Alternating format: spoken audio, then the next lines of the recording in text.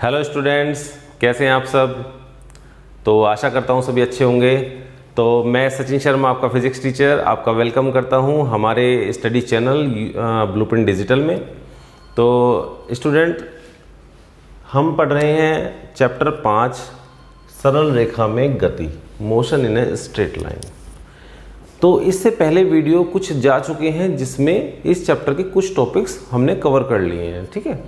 तो इससे जस्ट पहले का जो वीडियो है उसमें चाल आपको बताया गया है। चाल का मतलब स्पीड, इंग्लिश में उसको स्पीड कहते हैं। तो अब इस वीडियो में हम वेग डिस्कस करने वाले हैं, वेलोसिटी डिस्कस करने वाले हैं। तो जैसा कि मैंने पहले भी आपको बताया कि चाल और वेग में जो बेसिक डिफरेंस है वो क्या है। चाल भी वस्तु की गति को मापता है और वेग भी वस्तु की गति को मापता है। दोनों ही भौतिक राशियां हैं, ठीक है। दोनों ही भौतिक राशियां हैं और दोनों को ही मापन के लिए, गति के मापन के लिए हम प्रयोग करते हैं, ठीक है। बस बेसिक डिफरेंस क्या है दोनों में कि चाल एक अदिश राशि है जबकि वेग एक सदिश राशि है। तो सदिश और अदिश भी हमने पुरानी वीडियोस में पढ़ा दिया है। तो थोड़ा सा मैं और डिस्कशन दे देता हूँ इसका कि सदिश राशि वो होती है जिसमें परिमाण के साथ साथ दिशा की भी आवश्यकता होती है, और चाल वो जो आपकी चाल जो अदिश राशि है, अदिश राशि में केवल परिमाण की आवश्यकता होती है, दिशा की आवश्यकता हमें नहीं होती, ठीक है। तो वेग से हम क्या कर रहे हैं, वस्तु की गति का मापन कर रहे हैं। तो वेग होता क्या है, चलिए देखते हैं। तो डेफिनेशन है इसकी, किसी गतिमान वस्तु की समय के साथ विस्थापन में परिवर्तन की दर को वस्तु का वेग कहते हैं। तो यानी कि वस्तु का विस्थापन और उसमें परिवर्तन समय के साथ, ठीक है। वस्तु का विस्थापन भी हो रहा है। विस्थापन से क्या अभिप्राय है कि वस्तु कितनी दूरी चल रही है, ठीक है। कितनी दूरी चल रही है, वास्तव में कितनी चल रही है, उसकी अंतिम स्थिति और प्रारंभिक स्थिति के बीच का अंतर क्या है, ठीक है। तो उसे हम विस्थापन कहते हैं। तो विस्थापन में परिवर्तन की दर का मतलब सीधा सीधा हमारा समय के साथ आ जाता है कि वस्तु के विस्थापन को हम समय के सापेक्ष माप रहे हैं, ठीक है। तो किसी गतिमान वस्तु की समय के साथ विस्थापन में परिवर्तन की दर को वस्तु का वेग कहते हैं। तो इसे हम वी वेक्टर से प्रदर्शित करते हैं, वी वेक्टर, ठीक है। जब हम एक एरो का साइन ऊपर लगा देते हैं तो ये वी के ऊपर वेक्टर बन जाता है, वेक्टर बोलते हैं सब। तो इसे क्या बोलेंगे, वेक्टर वी या फिर वी वेक्टर। जब हमने चाल लिया था तो वहां भी हमने वी ही बताया था, परंतु उसके ऊपर वेक्टर नहीं था, यहां पर वेक्टर है। तो यानी कि चाल को और वेग को आप v से ही प्रदर्शित करोगे, परंतु वेग में प्रदर्शित करते समय v के ऊपर आपको एक तीर का चिन्ह लगाना है जिससे कि वो वेक्टर बन जाए, ठीक है। यानी कि उसका मतलब है कि दिशा भी हमने उसे दे दी है। तो वेग क्या होता है, वेग बराबर विस्थापन बटे समय अंतराल, ये हमारा सूत्र था। जैसे कि चाल बराबर क्या था, चाल बराबर दूरी बटा समय। दूरी की जगह विस्थापन आ गया है। दूरी भी एक लंबाई और विस्थापन भी एक लंबाई है। दूरी और विस्थापन के बारे में प्रीवियस वीडियो में समझाया जा चुका है, वो आप देख लीजिए तो उससे क्लियर हो जाएगा आपको।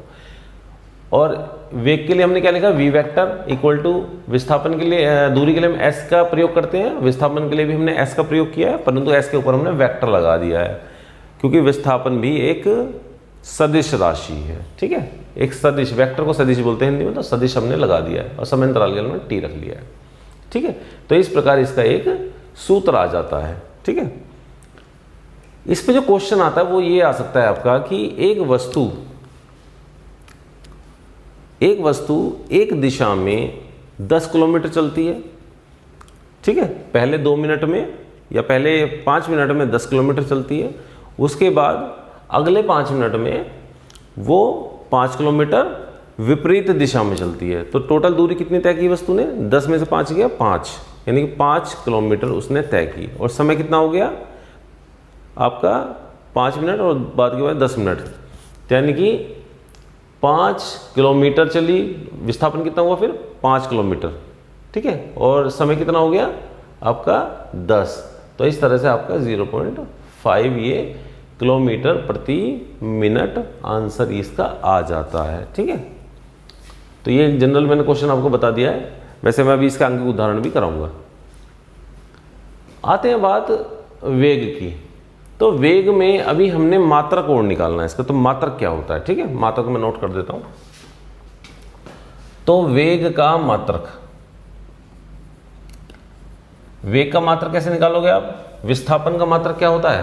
विस्थापन ये एक लंबाई है, तो लंबाई का मात्रक आप मीटर में निकालते हो और ये MKS पद्धति में निकाला जाता है, ठीक है।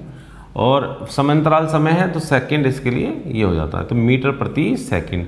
यही मात्रक सेम चाल का भी होता है, ठीक है। तो इसे हम मीटर प्रति सेकंड लिख सकते हैं या फिर मीटर सेकंड की -1 लिख सकते हैं, या फिर मीटर में से केवल मी लिखेंगे और सेकंड में से केवल से लिखेंगे और इसकी -1 लिख सकते हैं, सॉरी मीटर सेकंड की -1, ठीक है। और या फिर इसके अलावा मीटर प्रति सेकंड इस तरह से भी आप लिख सकते हैं। तो या तो ये लिखेंगे या ये लिखेंगे या ये लिखेंगे या ये लिखेंगे, तो इनमें से कुछ भी आ सकता है, ठीक है। इनमें से कुछ भी आंसर में क्वेश्चन में आ जाए तो आपको पता होना चाहिए कि सब जो है मात्रक है सब समान है, ठीक है। अब इसका निकालते हैं विमा, कि वेग की विमा क्या होती है। तो विमीय सूत्र निकाल लेते हैं, ठीक है। तो विमीय सूत्र क्या हो जाता है? विमीय सूत्र, तो विमीय सूत्र के लिए विस्थापन की विमा क्या होती है? L, और समय की क्या होती है? T। L और T को ऊपर ले जाएंगे तो T की पावर -1, T की घात -1, तो LT-1 आपकी इसका विमीय सूत्र हो जाता है। विमीय सूत्र तभी हम विमीय सूत्र बोल सकते हैं इसको जब इसके बाहर ये गुरु कोष्ठक या स्क्वायर ब्रैकेट्स लग जाते हैं, ठीक है। तो ये आप जो है नोट कर सकते हैं। साथ में आते हैं फिर वेग के प्रकार। वेग कितने प्रकार के होते हैं?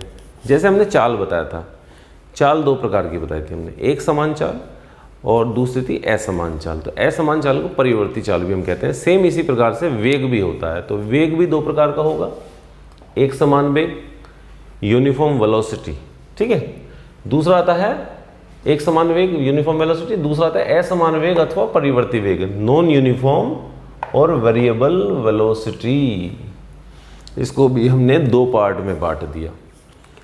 तो एक समान वेग में वस्तु समान समांतराल में समान विस्थापन करती है, ठीक है, समान प्रकार से विस्थापित होती है।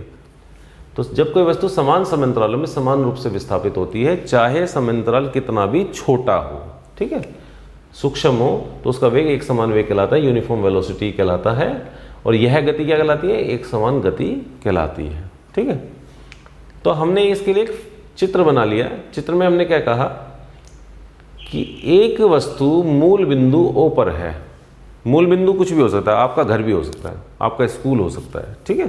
तो क्वेश्चन में मूल बिंदु ना कह के जो वे कहेंगे, जो क्वेश्चन में कहा जाएगा वो कहा जाएगा कि आपके घर से आप चलते हैं, ठीक है, आपके स्कूल से आप चलते हैं घर की ओर, आपके घर से चलते हैं आप स्कूल की ओर। तो जब घर से जहाँ से भी आपका चलना प्रारंभ होता है वही मूल बिंदु होता है आपका, ठीक है। तो मूल बिंदु क्या है आपका? आपका घर या स्कूल या ऑफिस, इस तरह से कुछ भी जो है प्रश्न में आपको दिया जा सकता है। तो कहते हैं समय जब t बराबर 0 था, इसका मतलब हमने समय शुरू जब जहाँ से हम स्टार्ट करा हमने वहाँ समय 0 मान लिया, और t1 समय में आप A पर पहुँच गए और t2 समय पे आप B पर पहुँच गए, और जब आप t1 तक पहुँचे थे तब आपकी जो बिंदु था वो A था, तो उसकी जो दूरी थी मूल बिंदु से, यानी कि आपके घर से जो दूरी थी वो x1 थी, और जब आप B तक पहुँचे तो आपकी दूरी जो x2 थी। तो यहाँ से लेकर यहाँ तक के समय में, यानी t2 और t1 समय के बीच में आप टोटल कितना विस्थापन हो गया, ठीक है, कितनी दूरी मिल गई हमें। तो t2 माइनस t1 समय अंतराल में वस्तु का विस्थापन हो गया x2 में से x1 माइनस कर दो, क्या कर दो? x2 में से x1। ये विस्थापन है, इसका मतलब इसे हम वेक्टर से ही लिखेंगे। आता है वस्तु का वेग, वेग के लिए सदिश लगा दिया ऊपर, और दूरी बटे विस्थापन बटे समय अंतराल, तो x2 minus x1 upon t2 minus t1। ये सूत्र का प्रयोग हमें प्रश्नों में करना है, ठीक। आते हैं बात असमान वेग अथवा परिवर्ती वेग पर। एक समान वेग हमने देख लिया, वस्तु समान समय में समान दूरियां तय करेगी, समान विस्थापन तय करेगी, ठीक है। पर असमान में इसका उल्टा हो जाता है, ठीक है। समय तो समान रहेगा, समय तो समान ही लिया जाएगा, परंतु विस्थापन अलग अलग हो जाएंगे। कभी वस्तु 5 किलोमीटर चलेगी, कभी वस्तु 10 किलोमीटर चलेगी, कभी वस्तु 2 किलोमीटर चलेगी, तो अलग अलग विस्थापन, अलग अलग। तो यहाँ पे वही कहा, समान समांतरालों में विस्थापन असमान होता है, असमान यानी अलग अलग विस्थापन। कभी 2, कभी 5, कभी 8, कभी 10, अलग अलग विस्थापन, ठीक है। तो और इस गति को क्या कहेंगे हम? असमान गति कहेंगे जिसमें वेग जो है असमान है, ठीक है। तो नॉन यूनिफॉर्म मोशन बोलते हैं इसको चाल की तरह से, जैसे असमान चाल को हमने 2 पार्ट में बांट सकते थे, इसी प्रकार असमान वेग को भी हम 2 पार्ट में बांटते हैं। एक होता है औसत वेग और एक होता है तात्क्षणिक वेग। तो पहला हो गया औसत वेग, एवरेज वेलोसिटी, और दूसरा हो गया आपका तात्क्षणिक वेग, इंस्टेंटेनियस वेलोसिटी, ठीक है। तो क्या है औसत वेग, देखते हैं। तो औसत वेग जितनी भी वस्तु ने दूरी चली और जितना भी वस्तु ने विस्थापन किया और जितनी भी उसने दूरी चली, उन दोनों का डिवीज़न, उन दोनों का भाग हमारा औसत वेग कहलाता है। तो औसत वेग बराबर कुल तय विस्थापन, जितना वस्तु ने टोटल विस्थापन किया, कुल विस्थापन किया, और उसे कुल कितना समय लगा वो नीचे। तो v एवरेज का सदिश बराबर s का सदिश बटे t। तो इस सूत्र से हम अपना असमान वेग में औसत वेग निकाल सकते हैं, असमान गति में औसत वेग हम निकाल सकते हैं। इसी प्रकार आता है तात्क्षणिक वेग। तात्क्षणिक वेग का मतलब ये माना जाता है कि कोई वस्तु एक निश्चित समय में, एक निश्चित क्षण पर, ठीक है, एक निश्चित क्षण पर एक समय दे दिया जाएगा कि आप 12 बजे कहाँ थे, आप 12:10 पे कहाँ थे। आप जब 12:10 घड़ी में हो रहे थे, 12:10 आपके घड़ी में थे, तब उस समय आपकी स्थिति क्या थी, आपका विस्थापन क्या था, कहाँ पर थे आप, ठीक है। आपको पूछा जाएगा, तो वो जब आएगा तो वो कहते हैं उसे तात्क्षणिक त्वरण, तात्क्षणिक वेग कहा जाएगा कि उस समय कहाँ थे। तो तात्क्षणिक विस्थापन, और आप किस वेग से चल रहे हो, तो वो तात्क्षणिक वेग कहलाएगा। कि आपसे पूछेगा कि आप कहाँ हो, आप कार चला रहे हैं, आपसे जो है कोई फ़ोन करके पूछता है, तो ये क्वेश्चन में आ सकता है, ठीक है, कि आपसे एक व्यक्ति आपको फ़ोन करके पूछता है कि आप जब 12:10 हो रहे थे या 10:20 हो रहे थे, तो आपकी गाड़ी का वेग क्या था। तो जब किसी क्षण को लेकर वेग पूछा जाएगा तो वो तात्क्षणिक वेग कहलाएगा।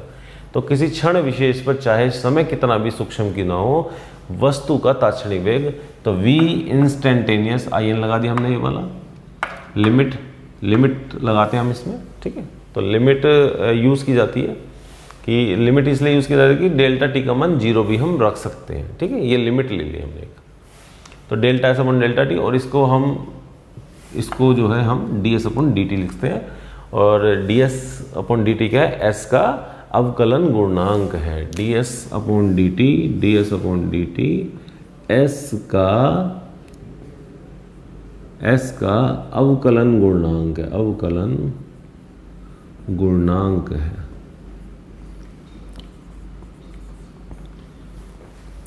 स्टूडेंट, मैंने आपके लिए 3 अंकिक उदाहरण सेट किए हैं यहाँ पे, ठीक है। तो उनको हम समझेंगे किस प्रकार से इनमें चाल और वेग निकाला जाता है, ठीक है।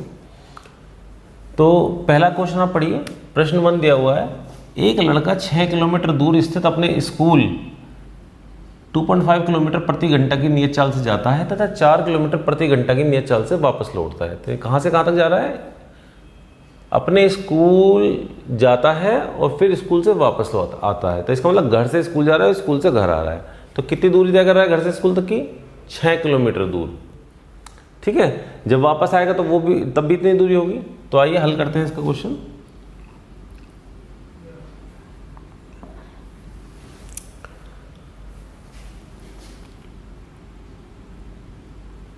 घर से स्कूल की दूरी कितनी हो गई उसकी? 6 किलोमीटर, ठीक है। तो जब घर से स्कूल की दूरी 6 किलोमीटर है और वो पहले स्कूल जाता है 2.5 किलोमीटर प्रति घंटा की चाल से और फिर स्कूल से वापस आता है 4 किलोमीटर प्रति घंटा की चाल से। इसका मतलब घर से स्कूल जा रहा है, स्कूल से घर आ रहा है, तो कुल दूरी कितनी तय कर रहा है वो? कुल दूरी तय कर रहा है वो, घर से जब स्कूल जा रहा है 6 किलोमीटर और जब स्कूल से घर आ रहा है तो वो 6 किलोमीटर, यानी कि टोटल 12 किलोमीटर वो दूरी तय करता है। कुल दूरी तय वो करता है 12 किलोमीटर। अब आती है बात 2.5 किलोमीटर प्रति घंटा की चाल से तय करता है जब घर से वो स्कूल जाता है। तो इसका मतलब, और फिर स्कूल से वापस जब आता है घर की ओर तो 4 किलोमीटर प्रति घंटा की नियत चाल से वापस लौटता है वो। तो जाने में जाने में जो समय लगा वो T1 लगा स्कूल जाने में, और जो दूसरा समय लगा वो T2 लगा। ठीक है, तो कुल समय कितना हो गया? कुल लगा समय T1 plus T2, T1 plus T2 हो गया हमारा। और समय क्या होता है? समय बराबर दूरी बटा चाल। तो दूरी कितनी तय करी उसने? जब गया था वो 6 किलोमीटर से गया था।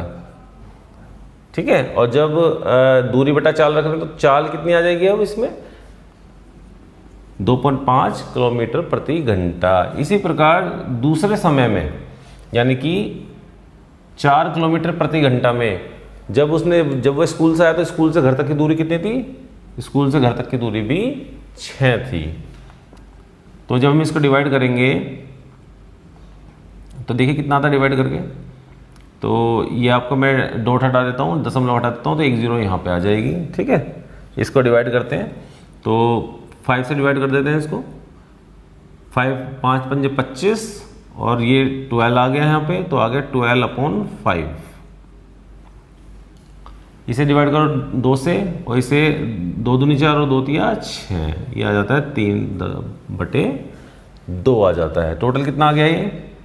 अब इनका हम लघुत्तम समावर्तक निकाल लेते हैं। तो 5 दूनी 10 और 2 की 12 से गुणा कर दो, तो ये आ गया 24, और 2 से 10 को भाग करो तो 2 पंजे 10, और 5 की 3 से गुणा कर दो तो कितना आ जाता है? 15।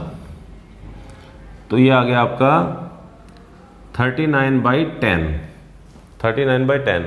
तो 39 को जब 10 से भाग करते हैं तो आ जाता है 3.9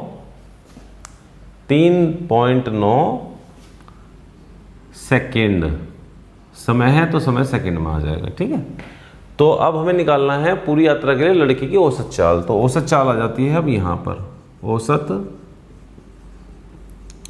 चाल बराबर कुल दूरी बटा कुल समय। तो कुल दूरी कितनी है? 12 किलोमीटर।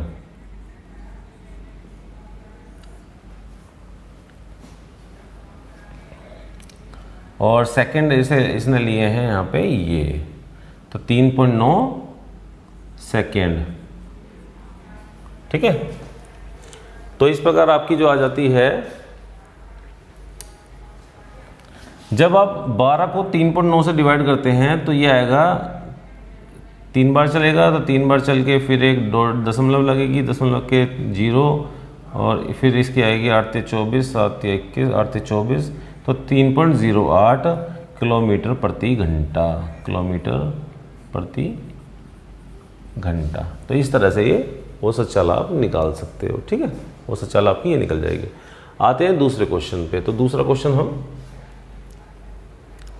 सोल्व करते हैं। तो दूसरा क्वेश्चन क्या कहा हुआ है? एक मोटर कार कुल दूरी का 1/3 भाग V1 बराबर 10 किलोमीटर प्रति घंटा से तय करती है, तथा दूसरा 1/3 भाग V2 बराबर 20 किलोमीटर प्रति घंटा से, तथा शेष 1/3 भाग V3 बराबर 60 किलोमीटर प्रति घंटा से तय करती है। मोटर कार का औसत वेग क्या है? तो मोटर कार का औसत वेग हमें निकालना है यहाँ पे। ठीक है, तो आप इस क्वेश्चन को देख के कुछ समझ में आ जाना चाहिए आपके कि 1/3 भाग 10 किलोमीटर से 10 किलोमीटर प्रति घंटा, दूसरा 1/3 भाग 20 किलोमीटर प्रति घंटा, तीसरा भाग 60 किलोमीटर प्रति घंटा से तय करती है। ठीक है, तो मोटर कार का औसत वेग क्या होगा? यानी कि दूरी समान चल रही है, दूरी सारी समान चल रही है, किलोमीटर प्रति घंटा इसमें चाल जो है अलग अलग है। ठीक है, तो मोटर कार का औसत वेग निकालना है। तो औसत वेग निकालते हैं हम यहाँ पर। कहाँ निकालते हैं? यहाँ निकालते हैं, हल निकालते हैं, हल 0 2। ठीक है, तो माना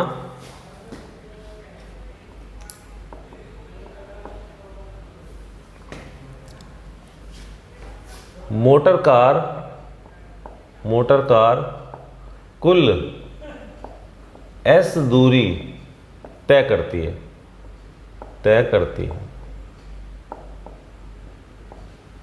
मोटर कार कुल S दूरी तय करती है। ठीक है, तो 1/3 भाग है, तो S/3 भाग तय करेगी कितने समय में? S/3 भाग में लगा समय, लगा समय। s बटा 3 भाग तय करने में कितना समय लगेगा? समय बराबर दूरी बटा चाल। तो दूरी कितनी है? s बटा 3 और चाल कितनी ले रहा है वो? v1 बराबर 10 किलोमीटर प्रति घंटा। तो 10 किलोमीटर प्रति घंटा, ये आ गया आपका s बटे 30। 3 की गुणा यहाँ हो जाएगी तो s बटा 30 हो जाएगा ये, ठीक है। अब ऐसे निकाल लो अगला s बटा 3 भाग, अगला s बटा 3 भाग में लगा समय, भाग में लगा समय बराबर अगले s बटा 3 भाग में कितना समय लगेगा? दूरी बटा चाल, समय बराबर दूरी बटा चाल। तो s बटा 3 और चाल कितनी ले रहा है? v2 कितना है हमारा? v2 है हमारा 20 किलोमीटर प्रति घंटा। तो 20 से भाग कर दिया तो 3 की 20 से गुणा हो जाएगी तो ये आ जाएगा s बटा 60, ठीक है। फिर अंतिम भाग, अंतिम s बटा 3 भाग के लिए लगा समय, भाग में लगा समय बराबर दूरी बटा चाल s बटा 3 भाग था अगला लास्ट वाला। और इसने चाल कितनी ली? v3 बराबर 60 किलोमीटर प्रति घंटा। तो 60 से हम डिवाइड कर देंगे, आ जाएगा s बटे 6 × 18 180, ठीक है। तो यहाँ इतना सेकंड लगा, यहाँ इतना सेकंड लगा और यहाँ पर इतना सेकंड हमें लग गया, ठीक है। सेकंड सेकंड और यहाँ सेकंड, सॉरी ये घंटे में चल रहा था, घंटा लिखा जाएगा यहाँ।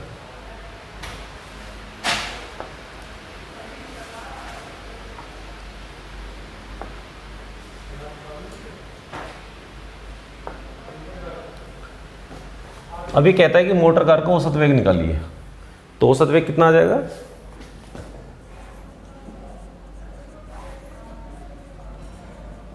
औसत वेग बराबर कुल दूरी बटा कुल समय, कुल विस्थापन बटा कुल समय।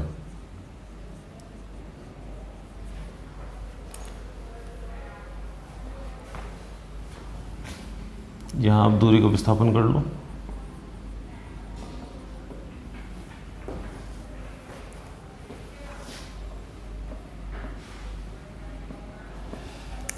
तो कुल विस्थापन हमारा कितना है? हमारा कुल विस्थापन है s और समय कितना लगा हमें? s बटे 30, यहाँ लगा s बटे 60 और s बटे 180। इसका आप एलसीएम ले लो, लघुत्तम समावर्तक ले लो। तो 30 से आप डिवाइड करोगे तो 6s, 6 × 18 3s प्लस ये आपका आ जाता है 180, एक s आ गया और यहाँ इससे ऊपर भी हमारा यहाँ s दिया हुआ है बटे में। तो ये कितना हो जाता है? s बटा ये 180 गुणा में चला जाएगा ऊपर, ये 180 इस तरह से यहाँ ऊपर गुणा में आ जाएगा, ठीक है। तो 6 और 3 9 और 1 10, तो 10 से जब डिवाइड करोगे तो 0 कट जाएगी, ये आएगा आपका 18s।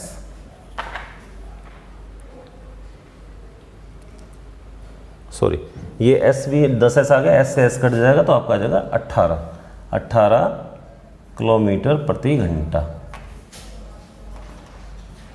अब स्टूडेंट्स हम क्वेश्चन नंबर 3 देखते हैं। प्रश्न 3 है हमारा, उसमें कहता है कि एक कार शहर ए से शहर बी तक 40 किलोमीटर प्रति घंटा की चाल से जाती है तथा शहर बी से शहर ए तक वापस आती है 60 किलोमीटर प्रति घंटा की चाल से। तो कह रहा है संपूर्ण यात्रा के लिए कार की औसत चाल एवं औसत वेग ज्ञात कीजिए। इसके अंदर हमें चाल भी ज्ञात करनी है, औसत वेग भी ज्ञात करना है, ठीक है।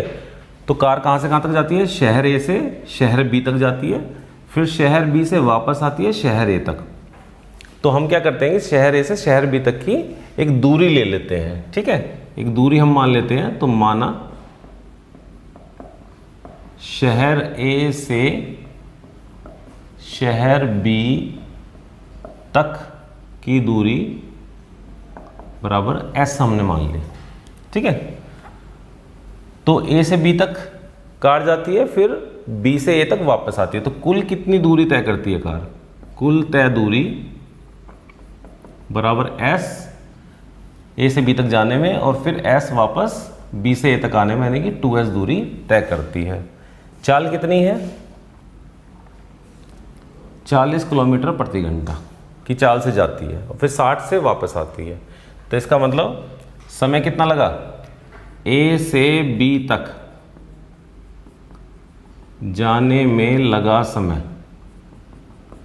समय यानी कि t1 समय हम निकालना, चाल समय बराबर दूरी बटा चाल। तो दूरी कितनी लगी ए से बी तक जाने में s, और चाल कितनी है? चाल आपकी आ गई 40 किलोमीटर प्रति घंटा। ठीक है, तो s बटा 40 ये आपके घंटे में आ जाएगा। इसी प्रकार b से a तक वापस आने में लगा समय, t2 निकाल लेंगे हम यहाँ से। तो समय बराबर फिर दूरी बटा चाल। तो b से a तक की दूरी कितनी थी? s। चाल कितनी ली? 60 किलोमीटर प्रति घंटा, 60 किलोमीटर प्रति घंटा। ठीक है, और ये हमारा समय है, तो समय आता है हमारा घंटे में। ठीक है, तो इस प्रकार हमें समय मिल गए दोनों और दूरी हमने मान के चल रहे थे शुरू से। तो हमें संपूर्ण यात्रा के लिए कार की औसत चाल निकालनी है। तो औसत चाल कितनी हो जाएगी? तो औसत चाल बराबर कुल दूरी बटा कुल समय, कुल दूरी बटा कुल समय। कुल दूरी हमारी है 2s और समय t1 प्लस t2। तो 2s रख दो यहाँ पे, ऐसे के ऐसे ही। t1 की जगह आप रख दो ये s/40 और दूसरा s/60 60। ठीक है, इन दोनों का आप एलसीएम ले लो। क्या आएगा? ये 2s बटा, इन दोनों का एलसीएम आता है आपका 120 तो 4 से भाग करो आप इसको। तो 4 × 12 और 3 की गुणा s से कर दो तो 3s प्लस 60 से भाग करो अभी 120 को, 2 60 दूनी 120 2 और 2 की s से गुणा कर दो 2s। तो और ये 120 ये ऊपर चला जाएगा यहाँ पर। ठीक है, मल्टीप्लाई में। तो कितना आ जाएगा ये? 2s मल्टीप्लाई 120 बटे 3 और 2 5s। ठीक है, s से s कैंसिल हो गया। अब 5 से आप इसे करो डिवाइड, तो 5 दूनी 10 और 5 चौक 20, तो आपका आ जाएगा 48 किलोमीटर प्रति घंटा। किलोमीटर प्रति घंटा आपका औसत चाल आ जाएगी। ठीक है, तो ये औसत चाल आ जाती है। इसके बाद हमें निकालना है औसत वेग। तो औसत वेग बड़ा सिंपल है। इसके अंदर आप ये देखिए कि शहर ए से शहर बी तक वो जाता है, कार जाती है और शहर बी से शहर ए तक वापस आ जाती है। इसका मतलब विस्थापन कितना हो गया? कुल विस्थापन कितना हो गया? विस्थापन क्या होता है? प्रारंभिक और अंतिम बिंदुओं के बीच की दूरी को हम विस्थापन कहते हैं, न्यूनतम दूरी को हम विस्थापन कहते हैं। तो प्रारंभिक बिंदु हमारा शहर ए था और कार बी तक गई और बी से ए तक वापस आ गई। इसका मतलब विस्थापन 0 हो गया हमारा। क्या हो गया? 0। ठीक है, तो जब विस्थापन 0 हो जाता तो वेग का सूत्र क्या होता है? औसत वेग। औसत वेग बराबर विस्थापन, कुल विस्थापन बटे कुल लगा समय। कुल लगा समय। जब विस्थापन 0 हो गया तो आंसर क्या हो गया? 0। इसका मतलब औसत वेग उसका 0 हो गया। ठीक है, तो ये सारे क्वेश्चन आपको हो चुके हैं। 3 क्वेश्चन मैंने करा दिए हैं। एक क्वेश्चन मैं आपको प्रैक्टिस के लिए देता हूँ। तो स्टूडेंट ये प्रैक्टिस प्रश्न मैं आपको दे रहा हूँ जो कि आपको करके कमेंट बॉक्स में मुझे इसके आंसर बारे में बताना है।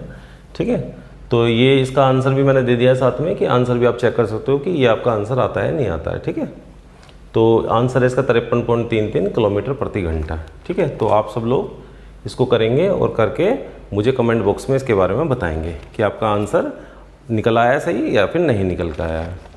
तो स्टूडेंट वीडियो कैसा लगा आपको ये मुझे बताइएगा वीडियो के अंत में कमेंट बॉक्स में। ठीक है, और वीडियो उम्मीद है कि सबको अच्छा लगा ही होगा। ठीक है, तो यदि वीडियो अच्छा लगता है तो लाइक कीजिए, सब्सक्राइब कीजिए और साथ में बेल आइकन पे ज़रूर क्लिक कीजिए, क्योंकि बेल आइकन पे क्लिक करने के बाद ही आपको सही प्रकार से अपडेट्स आपको मिलते रहेंगे नए वीडियोस के। ठीक है, तो थैंक यू वेरी मच।